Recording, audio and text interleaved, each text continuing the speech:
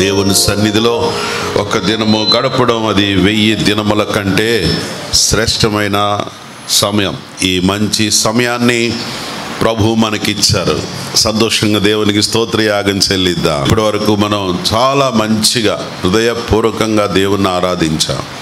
ఈ సమయంలో దేవుని వాక్యాన్ని మనం ధ్యానం చేసుకుందాం. ఈరోజు మన ధ్యానము కొరకు పరిశుద్ధ గ్రంథమైన బైబిల్ నుండి పేతురు రాసినటువంటి 2వ పత్రిక, పేతురు రాసిన 2వ పత్రిక 1వ అధ్యాయము 2-3 వచనాల్లో ఉన్న భాగాన్ని చదువుతాను. దయచేసి అందరూ కూడా బైబిల్ ఉన్న వారందరూ తీసి చూడండి.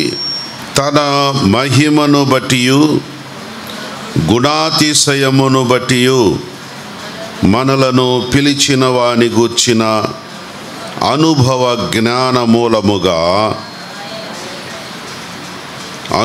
జ్ఞానమూలముగా ఆయన దైవశక్తి జీవమునకును భక్తికిని కావలసిన వాటన్నిటినీ మనకు దయచేయుచున్నందున దేవుని గూర్చినట్టియు తన ప్రభువైన మన ప్రభువైన యేసును గూర్చినట్టియునైనా అనుభవ జ్ఞానము వలన మీకు కృపయు సమాధానమును విస్తరించును గాక. ఆమేన్. సో చదవబడిన భాగములో ఒక లైన్ మరలా మనం చదువుకుందాం. ఆయన దైవశక్తి జీవమునకును భక్తికిని కావలసిన వాటినన్నిటినీ మనకు దయచేయుచు ఉన్నందున, కావలసిన వాటినన్నిటినీ మనకు దయచేయుచున్న దేవుడు. చెప్పండి, కావలసిన వాటినన్నిటినీ మనకు దయచేయుచున్న దేవుడు. మరలా ఒకసారి చెబుదామా? మనకు ఏమి కావాలో ఆ కావలసిన వాటినన్నిటినీ మనకు దయచేసే దేవుడు. దేవునికి స్తోత్రం. మనము కావాలని కోరుకునే కాదు, మనకు ఏమి కావాలో ఆయనకి తెలుసు. కాబట్టి మనకు కావలసిన వాటన్నిటినీ ఆయన దయచేసేటువంటి దేవుడు. దేవుడి యొక్క లేఖనం ద్వారా మనందరితో మాట్లాడాలని ప్రార్థన చేసుకుందాం. ప్రియుడు అయిన తండ్రి, కృపగల ప్రభు, నీకు స్తోత్రాలు నాన్న. నీ పాద సన్నిధానమందు కూడి ఉన్నాము, నీ భక్తులము. ప్రభువా, నీవిచ్చిన లేఖన భాగము మేము ధ్యానించుచుండగా పరిశుద్ధాత్ముడా మాతో మాట్లాడండి. ప్రతి ఒక్కరిని సంధించుమని ప్రార్థన చేస్తున్నాం. ఈ దినం మీ సన్నిధిలో గడపడం అది మాకు దీవెన కలుగుటకు సహాయము చేయండి తండ్రి. కూడి వచ్చిన భక్తులను దీవించండి. రావలసిన వారిని కూడా సకాలములో తోడుకురండి. యేసు నామమున స్తుతించి ప్రార్థించుచున్నాము తండ్రి. అధికముగా మనకు దయచేసేటువంటి దేవునికి నిత్యము కృతజ్ఞతాస్తుతులు చెల్లించుదముగాక. ఈరోజు మనము చదివిన వాక్య భాగము మరొకసారి మనం చదివినట్లయితే ప్రియులరా, భక్తుడైనటువంటి పేతురు రాస్తూ ఉన్నాడు. చదువుదాం. తన మహిమను బట్టియు కృపాతిశయమును బట్టియు మనలను పిలిచినటువంటి వారు అనుభవ జ్ఞానము మూలముగా ఆయన దైవశక్తి మన జీవమునకును భక్తికిని కావలసిన వాటిని మనకు దయచేయుచు ఉన్నందున దేవుని గూర్చినట్టియు ప్రభువైన యేసును గూర్చియునైనట్టు అట్టియునైనా అనుభవ జ్ఞానము వలన మీకు కృపయు సమాధానమును విస్తరించునుగాక. దేవునికి స్తోత్రం. భక్త కోటి జనాంగమునకు అపోస్తలుడైన పేతురు గారు రాస్తున్నటువంటి పరిశుద్ధాత్మ ప్రేరణతో రాసిన మాట మనం చదువుకున్నాం. ఆయన యొక్క ఉద్దేశం ఏమిటి అనంటే, దేవుడు ఆయన కృపను సమాధానమును మనకు విస్తరింపచేయాలని ఆయన ఉన్నాడు. ఆ కృపయు సమాధానమును మన ఎడల విస్తరింపచేయడానికి ఆయన చేసిన కార్యం ఏమిటి అనంటే, ఆయన అనుభవ జ్ఞానమును బట్టి మనకు సమస్తమును దయచేస్తూ ఉన్నాడు. ఆయన దయచేయుచూ ఉన్నటువంటి వాటిలో మనకు మేలైనవి, మనకు ఆశీర్వాదకరమైన వాటిని ఆయన అనుగ్రహిస్తూ ఉన్నాడు.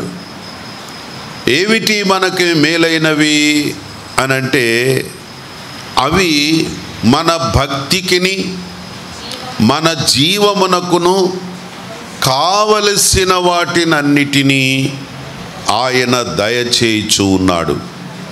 చెప్పండి, ఏమి దయచేస్తున్నాడు ఆయన? మనకు కావలసిన వాటినన్నిటిని కూడా దయచేస్తూ ఉన్నాడు.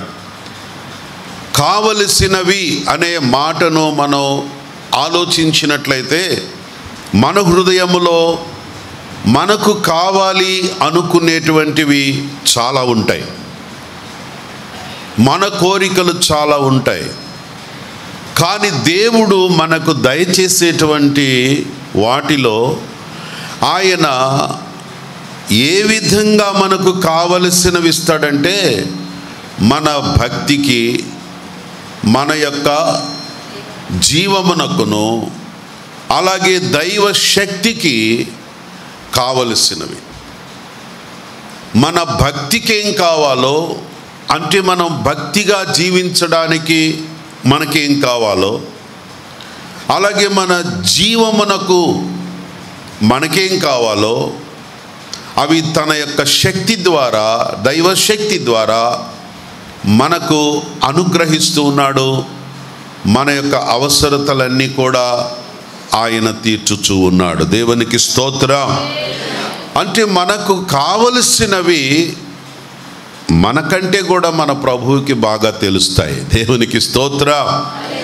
ఉదాహరణకి తల్లిదండ్రులు ఉన్నారనుకోండి, పిల్లలకు ఏం కావాలో పిల్లల కంటే తల్లిదండ్రులకే ఎక్కువ తెలుస్తుంది.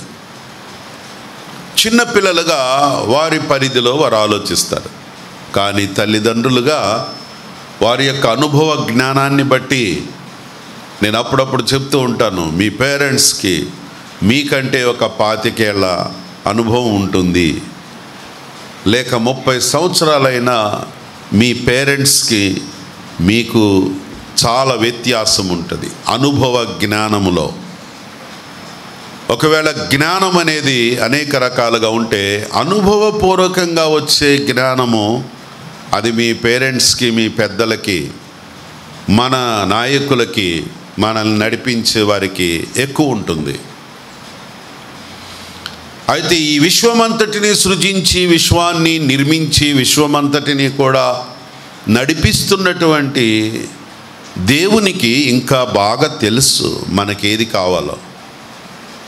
మన జీవమునకు, మన భక్తికి, మన ఆత్మీయ జీవితానికి మనము ఎంతవరకు ఎలా జీవించగలుగుతామో అవన్నీ ఎరిగిన దేవుడు గనక ఆయన మనకు కావలసినవన్నీ కూడా ఆయన మనకు సమృద్ధిగా దయచేస్తూ ఉన్నాడు. దేవునికి స్తోత్రం. అపోస్తలుల కార్యములు 17వ అధ్యాయం 24, 25 వచనాల్లో చూచినప్పుడు, ఆయన సమస్తమును నిర్మించినటువంటి వాడే సమస్తమును దయచేయుచున్నాడు అని అపోస్తలుడైనటువంటి పౌలు గారి ద్వారా దేవుడు మాట్లాడుతూ ఉన్నాడు. సో సమస్తమును సృజించిన వాడే, సమస్తమును నిర్మించిన వాడే సమస్తమును దయచేయువాడు. ఎందుకంటే అన్నీ ఆయన చేతిలోనే ఉన్నాయి గనక ఏది దయచేయాలన్నా, ఏది ఇవ్వాలన్నా, ఏది పొందుకోవాలన్నా కూడా ఆయనే మనకు సమృద్ధిగా ఇస్తాడు. నమ్మితే దేవునికి స్తోత్రం. అందుకే ఇర్మియా గ్రంథం 51వ అధ్యాయం 19వ వచనములో చూచినప్పుడు ఆయన సమస్తమును నిర్మించినటువంటి వాడు. ఈ విశ్వమంతటిని కూడా ఆయన నిర్మించాడు. కనుక ఆయనే మన భక్తికి, మన ఆత్మీయ జీవితానికి, మన విశ్వాసానికి, మన జీవమునకు ఏవేవి కావలినో వాటన్నిటినీ కూడా ప్రభు మనకు దయచేస్తూ ఉన్నాడు. ఈ యొక్క ఉదయకాల సమయంలో మనకు ఏమి కావాలో దేవుడు ఎవరికి ఎలా ఇచ్చారో ఆలోచించి దేవుని వాక్యమును ధ్యానించినట్లయితే వారికి కావలసినవి దేవుడే సమకూర్చిన సందర్భాలను ఈరోజు మనం ధ్యానించవచ్చు. నంబర్ 1, మొట్టమొదటిగా మనము గమనించినట్లయితే మన యొక్క అన్నవస్త్రములన్నీ, మనకు కావలసిన అన్నవస్త్రములను ఆయన మనకు దయచేసేటువంటి దేవుడై ఉన్నాడు. లూకా రాసిన సువార్త 12వ అధ్యాయము, లూకా సువార్త 12వ అధ్యాయమును గమనించినట్లయితే 30వ వచనాన్ని చదువుదాం. ఈ లోకములో ఉన్న జనులు అన్నిటినీ వెదుకుదురు, ఇవి మీకు కావలసి ఉన్నవని మీ తండ్రికి తెలియను. మీకు కావలసినవి మీ తండ్రికి తెలియను. చెప్పండి, అందరూ చెప్పండి ఈ మాట. మీ ప్రక్కన వాళ్ళకి చెప్దాం, మీకు కావాల్సినవన్నీ మీ తండ్రికి తెలుసు అని చెబుదాం. మన మనసుతో చెప్పుకుందాం, నాకు కావలసినవన్నీ నా తండ్రికి తెలుసు అని చెబుదాం. ప్రైజ్ ది లార్డ్, హల్లెలూయా. ఆయన మనకు కావలసినవన్నీ ఆయనకి తెలుసు. యేసు ప్రభు వారు తన శిష్య బృందముతో మాట్లాడుతూ ఉన్నాడు.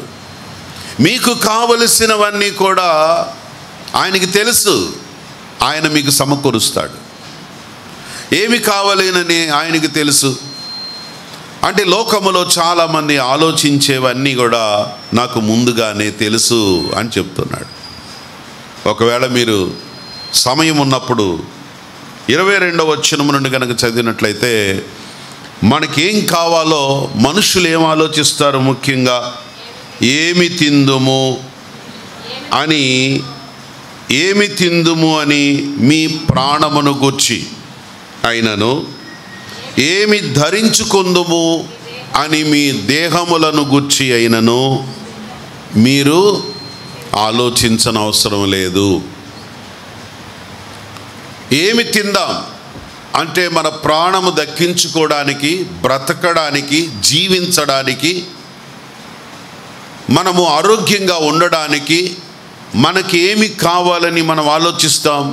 ఏమి తిందాం, ఏమి తింటే మనం ఆరోగ్యంగా ఉంటాం.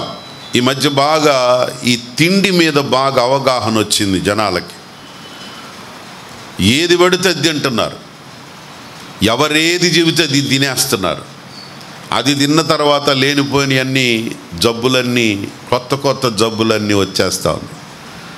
ఒకానొక సందర్భంలో తినేవన్నీ మానేసేసి ఓన్లీ రైస్ మాత్రం తీసేసి మిగిలినవన్నీ తినండి అని చెప్పేశారు ఒక టైంలో. అవి కాదు, ఇప్పుడు మిల్లెట్స్ అని, బుల్లెట్స్ ఏంటో తింటున్నారు, అవి తినండి అని చెప్తూ ఉన్నారు. సో అవి తింటున్నారు కొంతమంది, అవి సరిపడక కొన్ని రోగాలు తెచ్చుకుంటున్నారు. అలాగే అసలు ఇవన్నీ కాదు, ఎవరో డబ్బాలు నూనె తాగండి అని చెప్పారంట. పొద్దున్నే లేచి ఒక 100 గ్రాములు నూనె తాగేసి అని. తిండి మీద ఇప్పుడు బాగా అవగాహన పెరిగిపోయింది. ఎందుకురా ఇన్ని తినాలి, ఇన్ని రకాలు ఎందుకు తినాలి, ఇష్టం లేనివి కూడా తింటాం. ఆ మధ్య షుగర్ వ్యాధి ఉన్న వాళ్ళందరూ ఏమీ లేదు, పొద్దున్నే లేచి ఆపాకు తింటే చాలు అన్నారు. ఆ చేదుని తినలేక, అలాగా చేదు తిని ఏదో బాడీలో చేదు తింటే షుగర్ పోద్ది అనుకొని చాలామంది అలాంటి అనారోగ్యాలు తెచ్చుకున్నారు. ఆ చేదు తినటం వల్ల పళ్ళన్నీ ఊడిపోయాయి, సైడ్ ఎఫెక్ట్స్. అది తెలియదు మనకి. అంటే ఇది ఒకటి వాడేస్తాము, పక్కన ఇంకోటి ఏదో వస్తుంది. ఆ చేదు బాడీలోకి చేదు ఎక్కువ వెళ్ళిపోతే నీ పళ్ళన్నీ ఊడిపోతాయి. ఈ షుగర్ ఉన్నా కూడా ఒక రకంగా మంచిదే, పళ్ళు లేకపోతే ఇంకేం లేదు అసలు. అందుకనే పంటిని భద్రంగా కాపాడుకోండి. పన్ను ఉంటే లైఫ్ ఉంటుంది. దాన్ని కనుక నెగ్లెక్ట్ చేశారనుకోండి చాలా కష్టం. అయినా సరే మన బాడీలో స్ట్రాంగ్గా ఉండేది పన్ను. ఆ పన్నుని ఎలా పడితే అలా వాడేస్తాం. పటాల్మని దాన్ని కొరికేస్తాం. కొరకాలు అనిపిస్తుంది, కొరుక్కోనే తినాలా.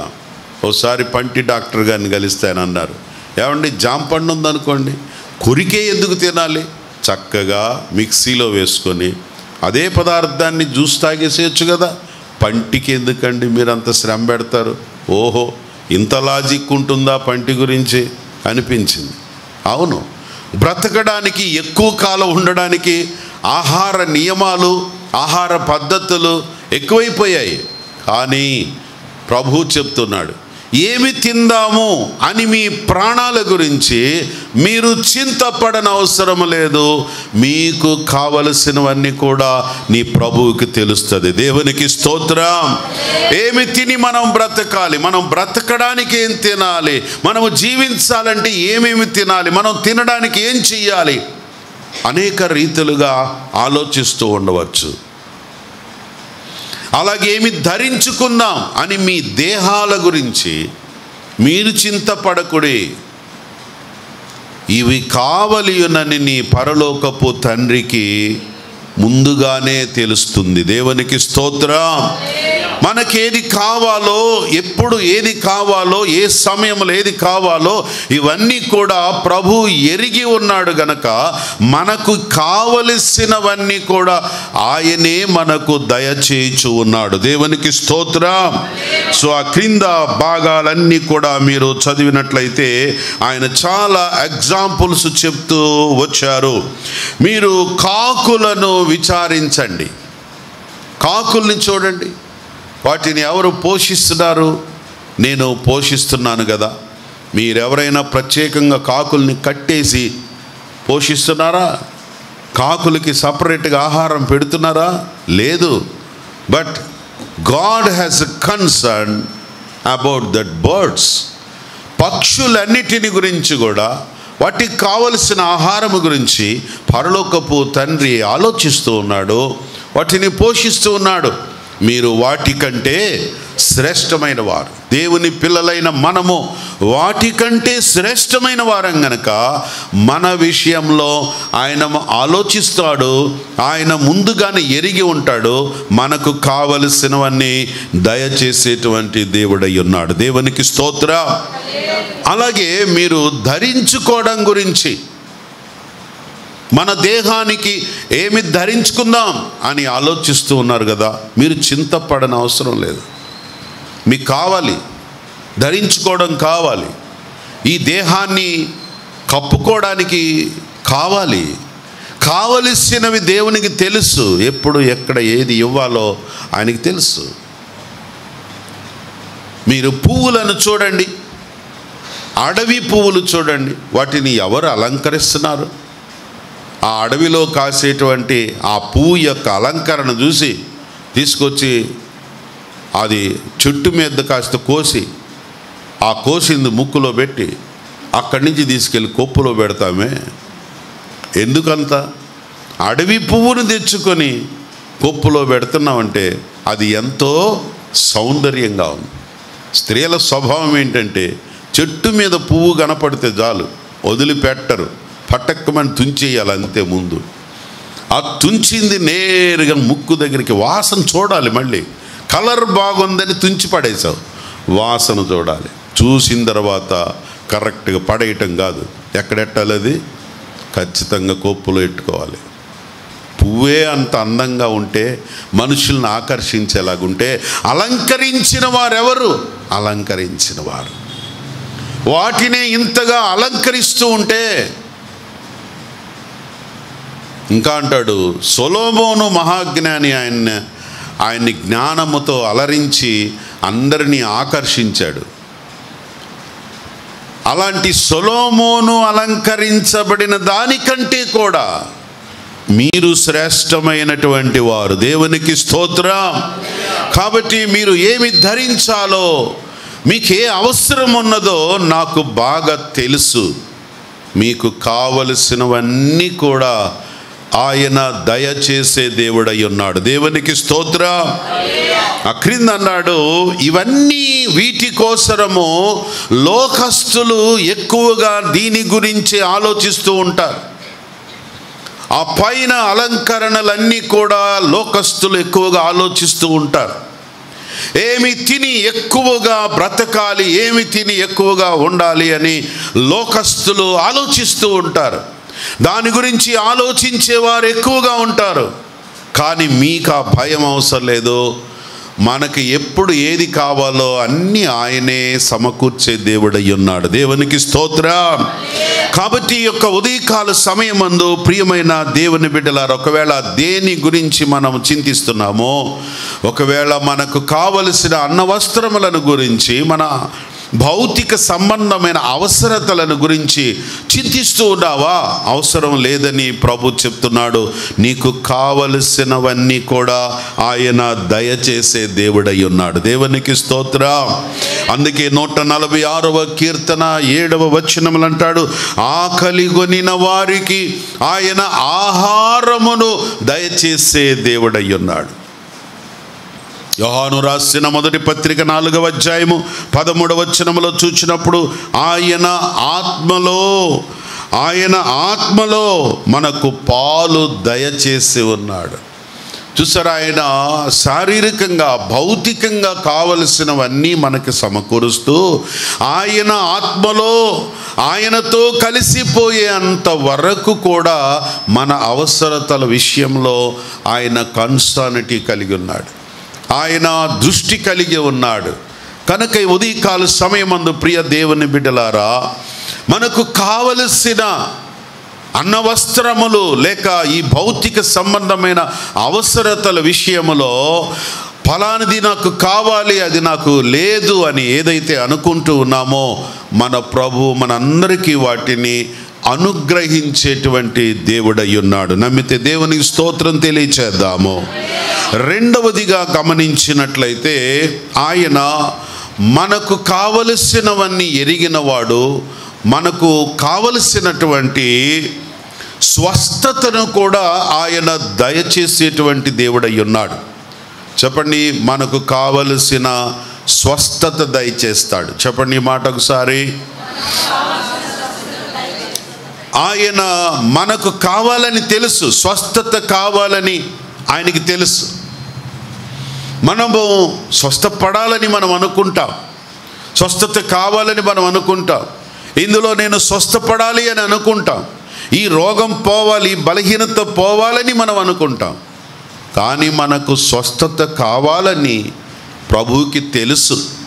లూకా సువార్తలోనే 9వ అధ్యాయము 11వ వచనములో చూచినప్పుడు, జన సమూహములు అది తెలుసుకొని ఆయనను వెంబడించగా ఆయన వారిని చేర్చుకొని దేవుని రాజ్యము గూర్చి వారితో మాట్లాడుచు స్వస్థత కావలసిన వారికి స్వస్థత అనుగ్రహించాను.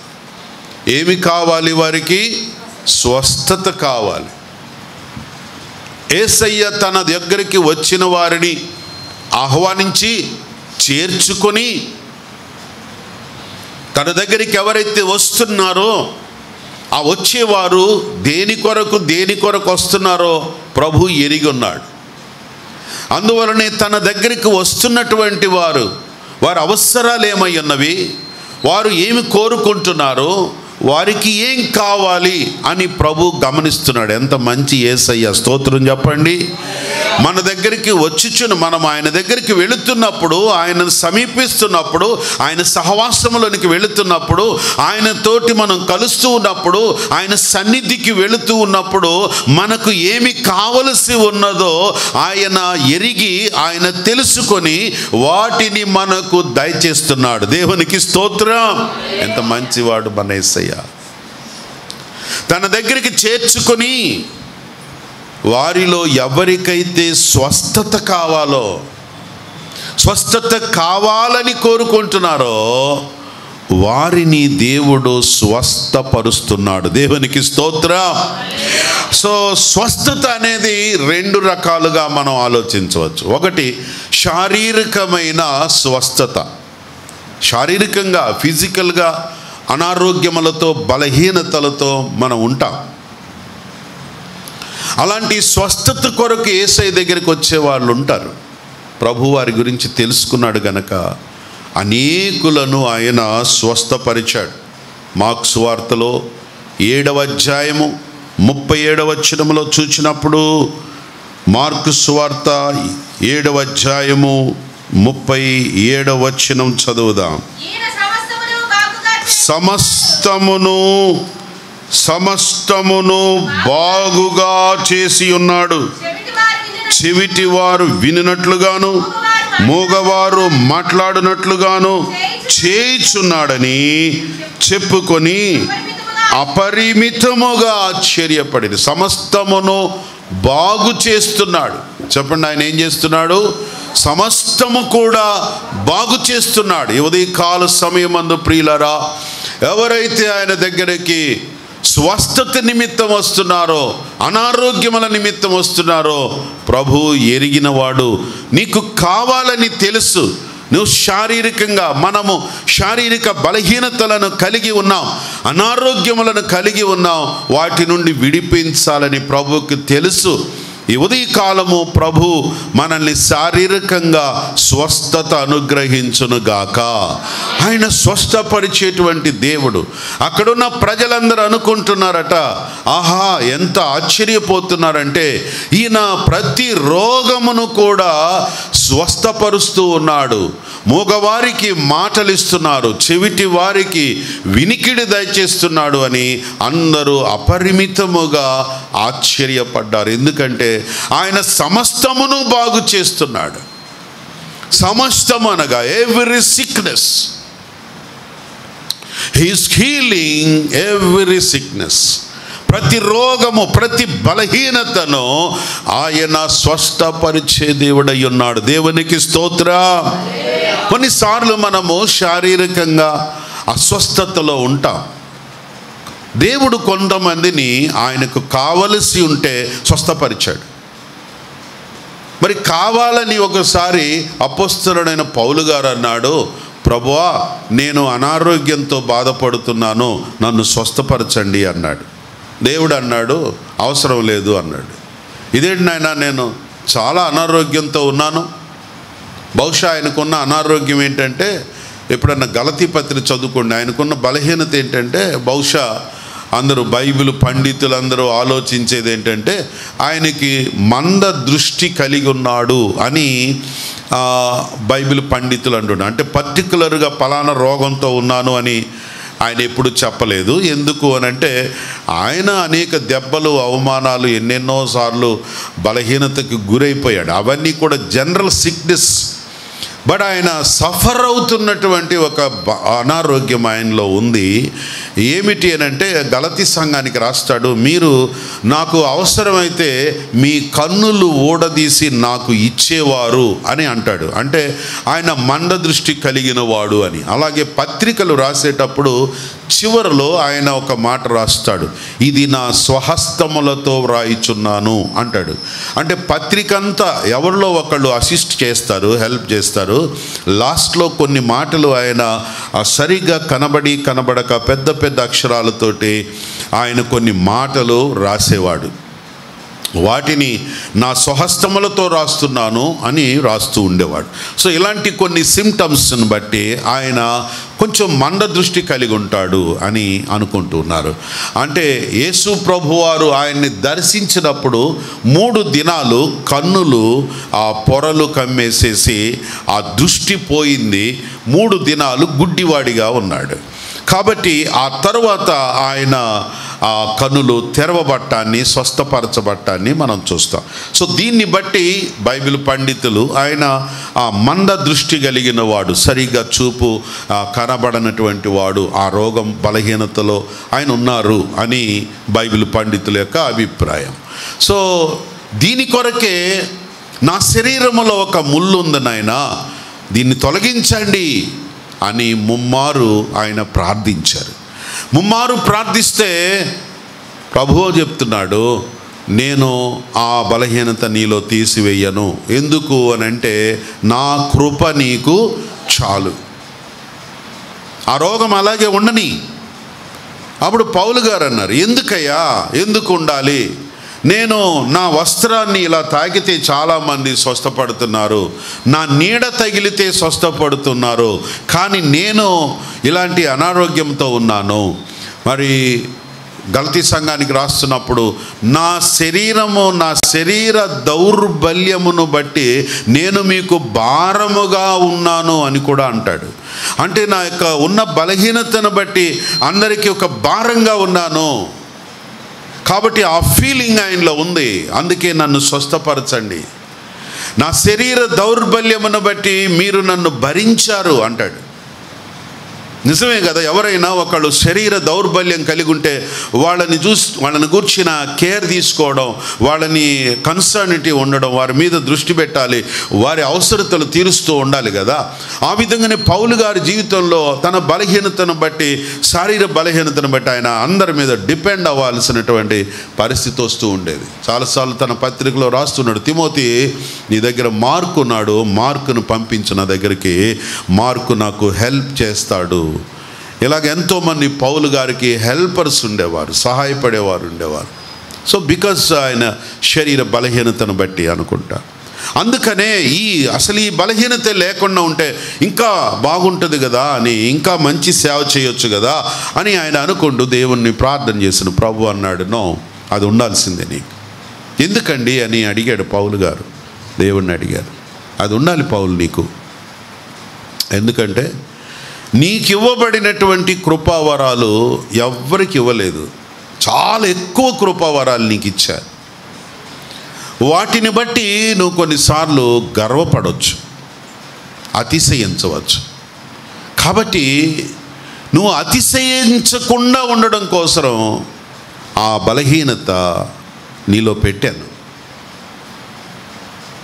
ఆ బలహీనత నీకు ఉండాల్సిందే. ఎందుకంటే నువ్వు అధికముగా ఇవ్వబడిన కృపావరాలను బట్టి అధికముగా హెచ్చించుకోవచ్చు. అలా హెచ్చించుకుంటే తనను తాను హెచ్చించుకునేవాడు తగ్గించబడతాడు. కాబట్టి నువ్వు హెచ్చించబడిన నీవు తగ్గించబడటం నాకు ఇష్టం లేదు. అందుకనే ఎప్పుడైతే ఈ బలహీనత నీలో ఉంటుందో నిత్యము నువ్వు కిన్నుడివై తగ్గించుకొని దేవుని సన్నిధిలో ఉంటావు. అందుకే నీ కోసం అది ఉంచాను. కొన్నిసార్లు మన శరీర బలహీనతలు ఉంటాయి మనకి. ఎందుకు అని అంటే మనకివ్వబడిన కృపావరము, మనకివ్వబడిన ఆధిక్యత, మనకివ్వబడినటువంటి పరిస్థితులు అవి దేవునికి ఇష్టమైనవైనట్లయితే, ఘనమైనవైనట్లయితే, ఇతరులకు ఉపయోగపడేటువంటి కృపావరాలు మనలో గనక ఉన్నట్లయితే, ఒకవేళ మనము హెచ్చించబడకుండా ఉండడానికి తగ్గింపుగా ఉండుట కొరకై కొన్ని బలహీనతలు ప్రభు పర్మిట్ చేస్తాడు. కానీ దానికంటే అపరిమితమైన కృపను దేవుడు వారికి అనుగ్రహిస్తాడు. దేవునికి స్తోత్రం. బలహీనతలుంటే ఉండనివ్వండి గాక, అనారోగ్యాలుంటే ఉండనివ్వండి గాక, స్వస్థత కావలసి వస్తే స్వస్థపరుస్తాడు, స్వస్థత అవసరం లేదనుకుంటే అది మనలో ఉండనిస్తాడు. మనకి ఏదైనా పర్వాలేదు. దేవునికి స్తోత్రం. చెప్పండి, ఈ మాట చెప్పండి, మనకి ఏదైనా పర్వాలేదని చెప్పండి. నిజంగా చెప్పండి, ఏదో నేను చెప్పానని చెప్పొద్దు. చెప్పండి, మనకి ఏదైనా. ప్రైజ్ ది లార్డ్, హల్లెలూయా. ఆయన మనకి స్వస్థత కావాలనుకోండి, ఆయన స్వస్థపరుస్తాడు. కావలసిన వారిని స్వస్థపరిచాడు. శారీరకంగా, ఆత్మీయంగా కూడా దేవుడు మనల్ని స్వస్థపరిచాడు. ఆయన స్వస్థపరుస్తాడు.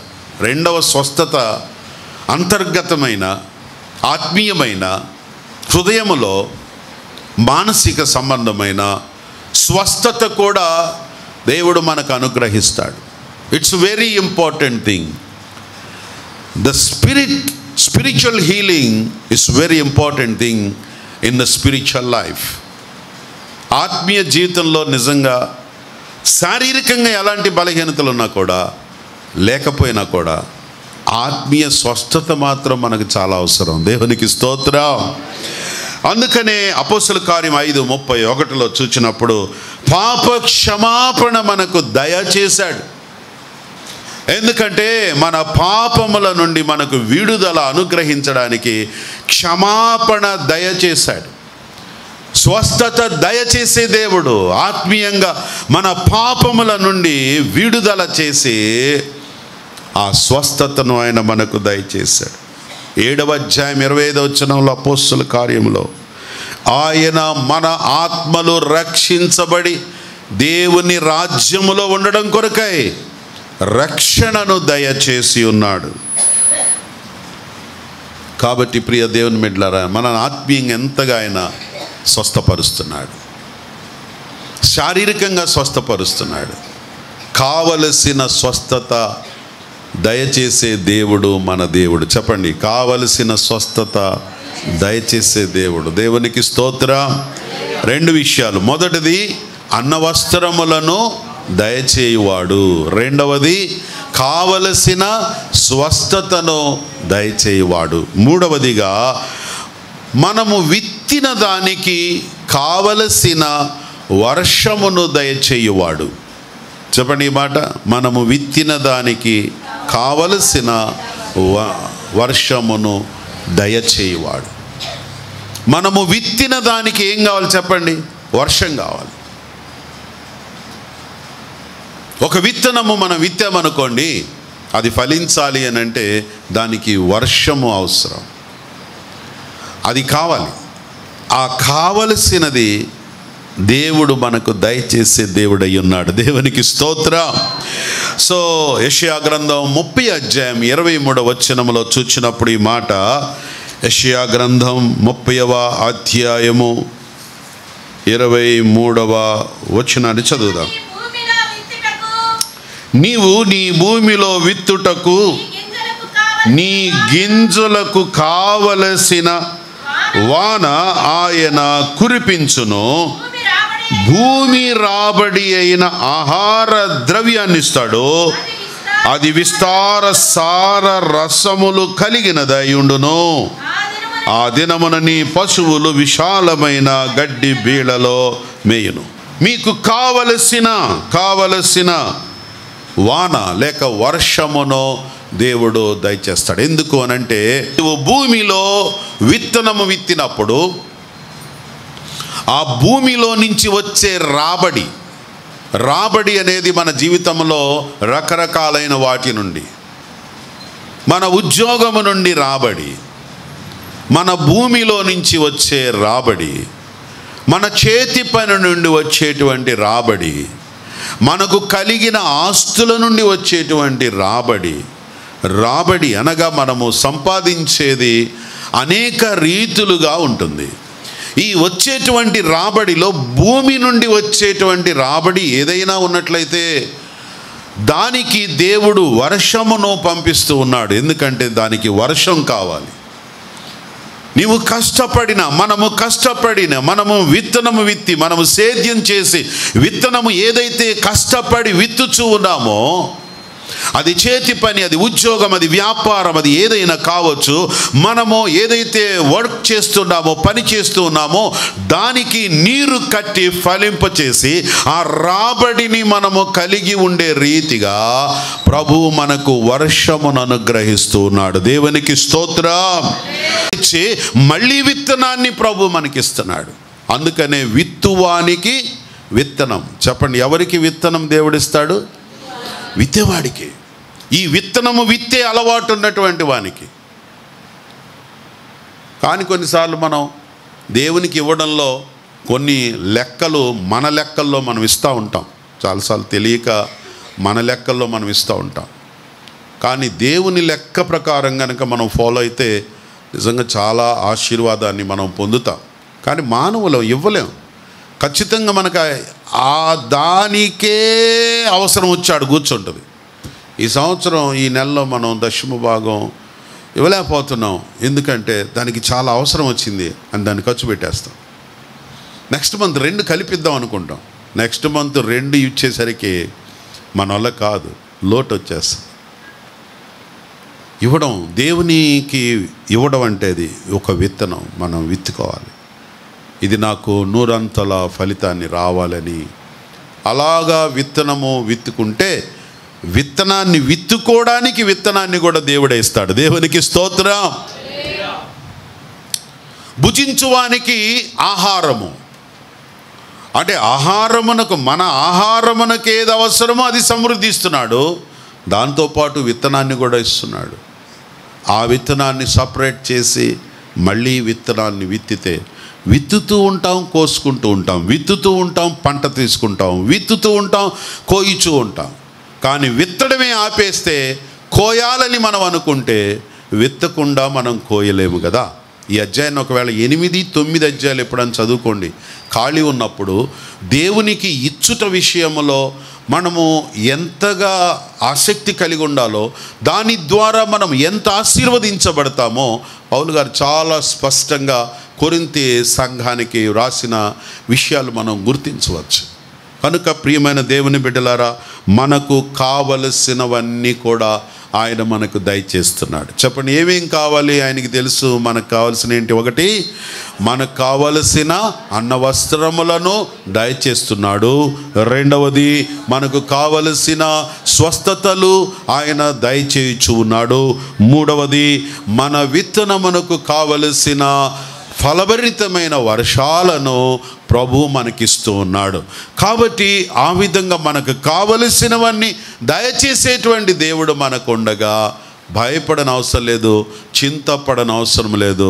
మనకి ఏది కావాలో ప్రభు దయచేసేవాడు. కళ్ళు మూసుకోండి, ప్రార్థన చేద్దాం. ప్రేమగల తండ్రి, మీరిచ్చిన వాక్యమును బట్టి వందనాలు. నీ భక్తులందరికీ కావలసినవన్నీ కూడా మీరు సమకూర్చండి. యేసు నామమున ప్రార్థించుచున్నాము తండ్రి. ప్రేమగల తండ్రి, మీకు వందనాలు చెల్లిస్తున్నాము. ఈ దినము మీ సన్నిధిలో మేము గడిపే భాగ్యాన్ని మీరు ఇచ్చినందుకై వందనాలు చెల్లిస్తున్నాం. ప్రభువా, నీవు ఇచ్చిన వాక్యమును బట్టి నిన్ను స్తుతిస్తున్నాము తండ్రి. మాకు కావలసినవి దయచేసే దేవుడవు నాయనా.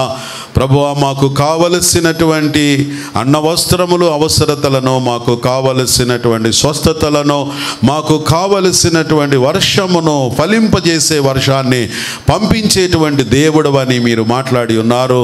మాకు కావలసినవన్నీ ఎరిగిన దేవుడవు గనక చేరి వచ్చిన భక్తులందరి జీవితాల్లో వారికి ఏ విషయము కావలసి ఉన్నదో కావలసినవన్నీ వారికి అనుగ్రహించబడును గాక. విత్తినటువంటి వాక్యం ఫలింపు చేసి నీ బిడ్డలు మీ సన్నిధికి ప్రేమ తెచ్చిన కానుక, అర్పణ, దశమ భాగ, ప్రతిష్టార్పణను ఆశీర్వదించి నూరంతల ప్రతిఫలము దయచేసి ఈ వారంలో నీ బిడ్డలు ప్రభు ఎక్కడున్నా, ఏ పనిలో ఉన్నా క్షేమము దయచేసి నడిపించండి. యేసు నామమున స్తుతించి ప్రార్థించుచున్నాము తండ్రి. మన ప్రభు అయిన యేసుక్రీస్తు వారి కృప, తండ్రి అయిన దేవుని ప్రేమ, పరిశుద్ధాత్మ యొక్క దివ్య సమాధానం మనందరికీ ఇప్పుడు ఎల్లప్పుడూ సదాకాలము తోడయుండును గాక. తండ్రి, కుమార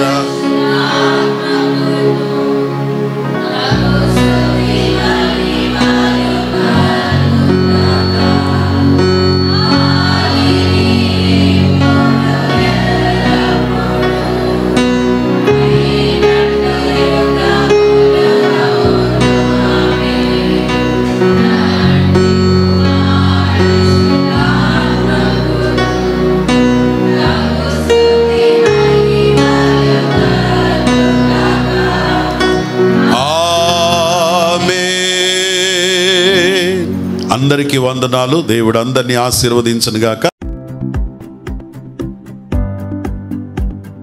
సమయం ఇచ్చినందుకు వందనాలు తెలియజేస్తున్నాను. కూడి వచ్చిన ప్రతి ఒక్క బిడ్డకు కూడా నా వందనాలు తెలియజేస్తున్నాను. నా జీవితంలో దేవుడు చేసిన మేలుని నేను మరొక ఆయన్ని నేను ఒక్కదాన్నే ఆరాధించడం కాదు, ప్రతి ఒక్కరికి ఆయన గొప్ప దేవుడని తెలియాలి, అందరూ స్తుతించారనే ఒక ఉద్దేశంతో నేను ఈరోజు సాక్షి రూపంలో మీ మధ్యకు వచ్చానండి. 2 మే మా అబ్బాయి బర్త్డే అండి. ఆ రోజు అంతకుముందు 2 డేస్ నుంచి బాబు నన్ను డీమార్ట్కి వెళ్దామమ్మా అని గొడవ చేస్తూ వచ్చాడు. సరే, నాకు డ్యూటీ వలన, బిజీ వలన నేను పోస్ట్ పోన్ చేస్తూ వచ్చాను. అయితే 2 మే ఈవినింగ్ మా బాబుని వైజాగ్ మా పేరెంట్స్ దగ్గర పంపిస్తున్నాను. సరే, వాడు బర్త్డే కదా, వాడు అడిగింది డీమార్ట్ వరకు సరదాగా నాతో కొంతసేపు టైమే కదా అని చెప్పి బాబుని తీసుకొని నేను డీమార్ట్కి వెళ్ళాను. డీమార్ట్కి వెళ్ళి రిటర్న్ వస్తున్నప్పుడు షాపింగ్ అంతా అయిపోయింది, బిల్ చేసేసాను. రిటర్న్ వచ్చేటప్పుడు పెట్రోల్ కొట్టించుకుందామని బండి ఆపినప్పుడు పర్స్ కనిపించట్లేదు. అందులో 12,000 రూపీస్ ఉన్నాయి. మొత్తం నేను డీమార్ట్ అంతా వెతికాను. ఒక అరగంట వరకు సీసీ ఫుటేజ్ అన్నీ తీపిచ్చాను. సీసీ ఫుటేజ్లో బాబు పర్స్ పట్టుకొని బండి ఎక్కినట్టే ఉంది, కానీ నాకు పర్స్ ఏమో కనిపించలేదు. 12,000 నేను డ్రా చేసుకొని, ప్రభువా ఎలా తండ్రి, ఎందుకయ్యా నా జీవితంలో ఎంత అనుమతించావు ఇంత దుఃఖానని నేను ఆ రోజు ఏడ్చింది. నా జీవితంలో చాలా చాలా ఎక్కువ నేను దుఃఖించాను ఆ విషయంలో. 12,000 అంటే నేను నా అవసరాల నిమిత్తం నేను తెచ్చి పెట్టుకున్నాను. ప్రభు ఎందుకయ్యా నా జీవితంలో నా అనుమతించావని ఎంతో రోధించాను. రోడ్డు మీద 9:30 పోయింది పర్సు. 12 వరకు అక్కడే ఉండి నేను ఏడ్చి ఇంకా మా చెల్లి వాళ్ళు వచ్చి నన్ను తీసుకెళ్ళి పోలీస్ స్టేషన్లో కంప్లైంట్ ఇచ్చి, ఎందుకంటే అందులో ఆధార్ కార్డు ఉంది. తండ్రి నా ఎవరు 10 రూపాయలు దొరికినా నేనైతే వెనక్కి ఇస్తాను కదా ప్రభా, నేను నమ్ముకున్నాను. అలాంటి బిడ్డలు ఎంతోమంది ఉంటారు తండ్రి, అలాంటి వాళ్ళకి నా పర్సు దొరికితే నాకు అది మళ్ళీ తిరిగి రావాలి తండ్రి అని ఎంతో నేను దేవుణ్ణి అడిగినప్పుడు, నెక్స్ట్ 2 మే శుక్రవారం అయితే సండే నేను 4th మే ఇక్కడికి వచ్చాను.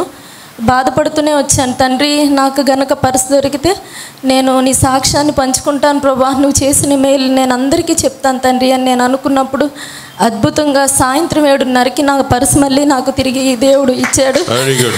ఈ రోజుల్లో 10 రూపాయలు కూడా మనం పోతే మనం వెనక్కి తెచ్చుకోలేం, కానీ మనం నమ్మిన దేవుడు నిజమైన దేవుడు, నమ్మదగిన దేవుడు. ఆయనకు అద్భుత కార్యాలు, ఆశ్చర్య కార్యాలు కంటికి కనిపించవు, చెవులకి వినిపించవు, గమ్య గోచరాలు. ఆయన నా పట్ల ఆయన ప్రేమను మరి ఒకసారి రుజువు చేసుకున్న నిమిత్తము దేవునికి కృతజ్ఞతాస్తుతులు చెల్లించుకుంటూ ఈ చిన్న సాక్ష్యం దేవుడు దీవించును గాక. Amen. Praise the Lord. Hallelujah. దేవుడు మీ విత్తనానికి నీరు కట్టి ఫలింపజేయును గాక. 10 రోజుల నుంచి ఆపేశారు రానికుండా. ఆ అమ్మాయి మీద ప్రార్థన చేయమని అయ్యగారికి అమ్మగారికి చెప్పాను. మళ్ళీ ఆ అమ్మాయి ఉద్యోగం అమ్మాయికి వచ్చింది. మళ్ళీ ఇంకొక విషయం, నేను పడ్డానమ్మ అక్కడ ఇంట్లో 3 రోజుల నుంచి బాగా కాలు నొప్పిగా ఉంది. అమ్మగారు అయ్యగారికి ప్రార్థన చేయమని చెప్పాను. కొంచెం కాలు నొప్పిగా తగ్గింది. సాక్ష్యం దీవించమని అడుగుతాను. వందనాలు.